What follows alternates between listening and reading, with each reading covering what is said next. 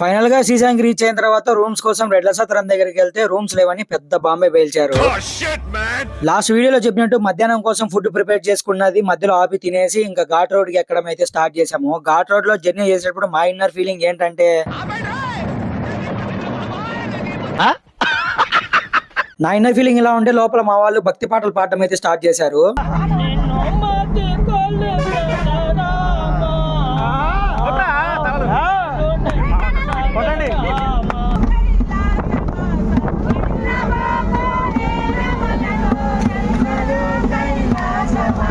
మా వాళ్ళ పాటలు మీకు ఎలా అనిపించాయో కింద కామెంట్ చేయండి. ఇంకా రీచ్ అయిన తర్వాత లారీ ఒక సైడ్ పార్క్ చేసి రూమ్స్ కోసం వెళ్తే రూమ్స్ లేవని చెప్పాను కదా. సత్రంలోనే 10 minutes వెయిట్ చేసిన తర్వాత మా దగ్గర ఉన్న రెడ్ల సత్రం కార్డు చూపిస్తే ఫస్ట్ 2 rooms ఇస్తామని చెప్పారు. ఆ 2 rooms సరిపోవని మేము ఒక హాఫ్ అన్ అవర్ రిక్వెస్ట్ చేసిన తర్వాత మాకు ఫైనల్ గా ఒక 10 rooms అయితే అలాగేట్ చేశారు ఇక్కడే.